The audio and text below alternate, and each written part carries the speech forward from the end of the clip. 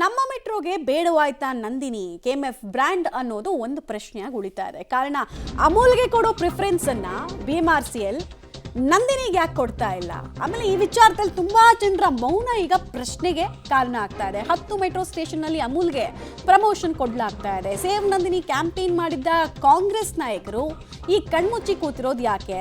ಯಾರ್ಯಾರು ಯಾವ್ಯಾವ ವಿಲವನ್ನ ಸೇರಿದ್ರು? ಈ ಪ್ರಶ್ನೆಯನ್ನ ನಾವು ಕೇಳಲೇಬೇಕು, ಕೇಳ್ತಾ ಇದ್ದೀವಿ. ಬಿಎಂಆರ್ಸಿಎಲ್ ಈ ನಿರ್ಧಾರವನ್ನ ವಾಪಸ್ ಪಡಿಬೇಕು ಅಂತ ಕನ್ನಡಪರ ಹೋರಾಟಗಾರರು ಎಚ್ಚರಿಕೆಯನ್ನು ಕೊಡ್ತಾ ಇದ್ದಾರೆ. ಇಲ್ಲದೇ ಇದ್ರೆ ಉಗ್ರ ಹೋರಾಟ ಮಾಡುವಂತಹ ಎಚ್ಚರಿಕೆಯನ್ನು ಕೊಡ್ತಾ ಇದ್ದಾರೆ.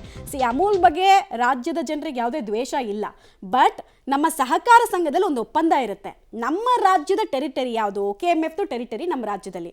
ಸೊ ಅದನ್ನು ಬಿಟ್ಟು ಅಮೂಲ್ ಇಲ್ಲಿ ಅಗ್ರೆಸಿವ್ ಆಗಿ ಪ್ರಮೋಷನ್ ಮಾಡಬಾರ್ದು ಅಂತ ಹೇಳಿ ಒಂದು ಅಗ್ರಿಮೆಂಟ್ ಅನ್ನು ಮಾಡ್ಕೊಂಡಿರ್ತಾರೆ.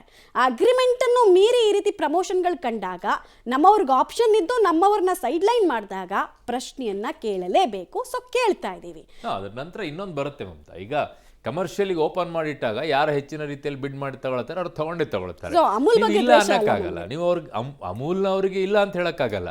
ಈಗ ನಂದಿನಿ ಅವರು ಹೋಗಲ್ಲಿ ತೊಗೊಂಡು ಹಾಕೊಂಡಿದ್ರೆ ಅವರು ಹಾಕೊಳ್ಬೋದು. ಈಗ ಅನೇಕ ಕಡೆಗಳಲ್ಲಿ ನಂದಿನಿ ಸ್ಟಾಲ್ಗಳು ಕೂಡ ಇದ್ದಾವೆ.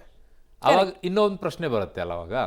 ಸೊ ಈಗ ನೀವು ಅದನ್ನು ಮಾರ್ಕೆಟ್ ಓಪನ್ ಮಾಡಿಟ್ಟಾಗ ಯಾರಾದರೂ ಬಂದು ತಗೊಳ್ತಾರೆ. ಈಗ ಸೊ ಯಾರು ಸಪೋರ್ಟ್ ಮಾಡಬೇಕಾಗಿತ್ತು ಅವ್ರು ಮಾಡಿಲ್ಲ. ಅದು ಬೇಕಾಗಿರೋದು ಸರ್ಕಾರ ಈ ನಿಟ್ಟಲ್ಲಿ ಮಾಡಬೇಕು. ನಮ್ಮ ಮೆಟ್ರೋ ನಿಲ್ದಾಣ, ನಮ್ಮ ಮೆಟ್ರೋ ಅಂದರೆ ನಮ್ಮ ಕರ್ನಾಟಕದ ಮೆಟ್ರೋ. ಅಲ್ಲಿ ಕರ್ನಾಟಕದ ಕೆಎಂಎಫ್ ನಂದಿನಿ ಹಾಲಿನ ಉತ್ಪನ್ನಗಳೇ ಇರಬೇಕನ್ನುವಂಥ ಒತ್ತಾಯವನ್ನು ಮಾಡ್ತಾ ಇದ್ದೀವಿ. ರಾಜ್ಯ ಸರ್ಕಾರ ಅಧಿಕಾರಕ್ಕೆ ಬರಬೇಕಾದ್ರೆ ನಂದಿನಿ ಉಳಿಸಿ ಅನ್ನುವಂಥ ದೊಡ್ಡ ಅಭಿಯಾನ ಮತ್ತು ಜಾಥಾವನ್ನು ಮಾಡಿದ್ರು.